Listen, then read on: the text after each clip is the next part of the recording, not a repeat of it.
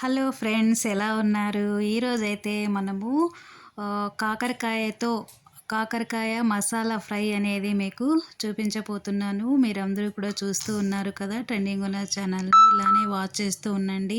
ప్రతి ఒక్కరు కూడా సబ్స్క్రైబ్ చేసుకోండి, లైక్ చేయండి, కామెంట్ చేయండి. ఓకేనా ఫ్రెండ్స్? ఈరోజైతే రైనీ సీజన్ కదా, ఇప్పుడు కాకరకాయతో నేను మసాలా ఎలా తయారు చేసుకోవాలో చూపిస్తున్నాను. కాకరకాయలు ఫస్ట్ క్లీన్ చేసుకొని చిన్న ముక్కలుగా కట్ చేసుకొని మసాలాకైతే ప్రిపేర్ చేసుకోవడానికి ఆనియను, జింజరు, వెల్లుల్లి, దాని తర్వాత ధనియాలు, కొద్దిగా సాల్టు, కొద్దిగా కారం పౌడరు, కొద్దిగా పసుపు పౌడరు నేను మిక్సీ జార్లో వేసుకున్నాను. ఇవన్నీ కూడా ఇలా కట్ చేసుకొని ఇలా పెట్టేసుకున్నాను ఫ్రెండ్స్ రెడీగాను. మనమైతే డ్రై కోకోనట్ పౌడర్ అయితే నేను యూజ్ చేస్తూ ఉంటాను. ఇదైతే ఒక జామున్ కప్కు half cup dry coconut powder అయితే తీసుకున్నాను మసాలా ప్రిపేర్ చేసుకోవడానికి. ఇదంతా కూడా మనం మిక్సీలో గ్రైండ్ చేసుకోవాలి ఫ్రెండ్స్. మనము రైనీ సీజన్లో కాకరకాయ తినడము చాలా మంచిది. షుగర్ పేషెంట్స్ కూడా ఈ కాకరకాయను రెగ్యులర్గా తీసుకోవడం ద్వారా మనకు మంచిది. చేదు అని చాలామంది పిల్లలు కానీ పెద్దలు కానీ తినకుండా ఉంటారు. మనము తినడం అనేది ఆపకూడదు, తింటూనే ఉండాలి, నేర్పించాలి. కొద్దిగా మనం ఇందులోకి బెల్లం యాడ్ చేసుకుంటే చాలా బాగుంటుంది ఫ్రెండ్స్, చేదు అనేది పోతుంది. ఈ కాకరకాయ ముక్కల్ని నేను ఏం చేశానంటే ఒక బౌల్లోకి తీసుకున్న, ఒక కడాయి అనేది స్టవ్ పైన పెట్టుకొని కొద్దిగా ఆయిల్ వేసాను అనమాట. కొంచెం వేడెక్కిన తర్వాత బౌల్లో నుంచి కాకరకాయ ముక్కలు అయితే ఇలా వేయించాలన్నమాట. ఇలా వేయించడం వల్ల పచ్చివాసన అనేది పోతుంది. మనకు ఆయిల్లో ఫ్రై అవుతాయి కదా, మనకు ఆ చేదు అనేది కూడా కొద్దిగా తగ్గిపోతుంది అనమాట. బాగా ఆయిల్లో ఫ్రై చేశాను అనమాట, డీప్ ఫ్రై చేశాను సిమ్లో పెట్టుకొని. దాని తర్వాత ఇలా అటు ఇటు మనము తిప్పుతూ ఉండాలన్నమాట. ఓకేనా ఫ్రెండ్స్? ఇది అప్పుడప్పుడు చేసుకోండి. దీనికి కాంబినేషన్గా నేను చపాతీ అనేది తయారు చేస్తున్నాను ఫ్రెండ్స్. ఈ చపాతీ కూడా ఈరోజు కొంచెం వెరైటీగా తయారు చేస్తున్నా. చూడండి, మిక్సీలో గ్రైండ్ చేసుకున్నటువంటి ఈ మసాలా అనేది చూస్తుండగానే నోరు ఊరిపోతుంది కదా, ఎప్పుడు తిందామా అని. నాకు కూడా అలాంటి ఎగ్జైటింగ్గానే ఉన్నా. నేను కూడా ఇలా రెడీ చేసి పెట్టేసుకున్నాను ఆఫ్టర్నూను.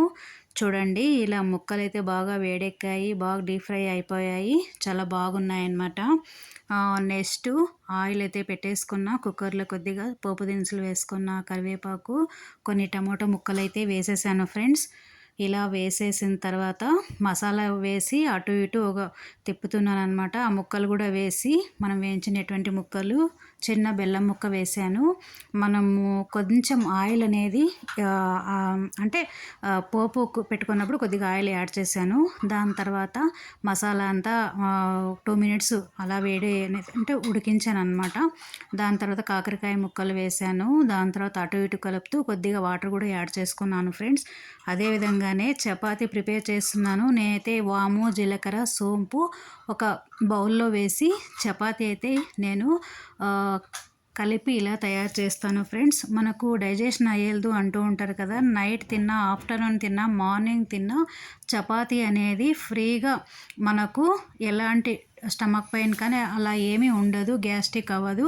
అందుకోసము కొద్దిగా సాల్టు, వాము, సోంపు, నేను జీలకర్ర ఇవన్నీ వేసి నేను చపాతీ పౌడర్ని అయితే కలిపాను. చపాతీ తిక్కేక ముందు నేను ఈ 2 కూడా రోలు మళ్ళీ ఈ పీట అనేది నేను కడిగి పెట్టుకుంటానండి.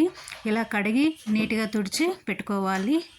నేను చపాతీ పౌడర్ని అయితే ఇలా ఓల్ ఉండేటువంటి బాక్స్లో వేసుకుంటాను. ఇలా దాంతో ఇలా అంటూ ఉంటాను.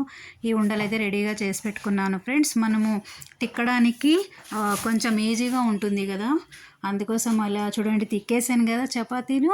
అక్కడక్కడ మనకు జీలకర్ర, వాము కనిపిస్తూ ఉన్నాయి. మనం కాల్చేటప్పుడు కూడా మనకు ఆ ఫ్లేవర్ అనేది మనకు కనిపిస్తుంది ఫ్రెండ్స్. ఆ స్మెల్ అనేది తెలుస్తూ ఉంది మనకు.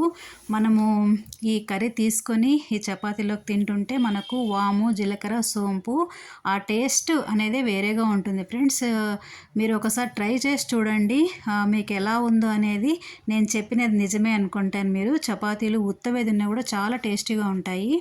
మనము ఇలా చేసుకున్న చూసుకుంటే పెద్దల నుంచి పిల్లల వరకు అందరికీ కూడా ఇవి నచ్చుతాయన్నమాట. మన హెల్త్కి కూడా చాలా చాలా మంచిది. కొంతమంది రెగ్యులర్గా చపాతీ తింటే అరగదు, వేడి అని అంటుంటారు కదా.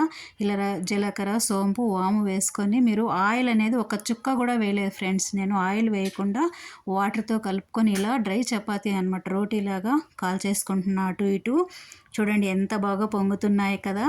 అలా మొత్తం అయితే నేను ఇలా తిప్పి తిప్పి కాలుస్తూ ఉండాలి అనమాట.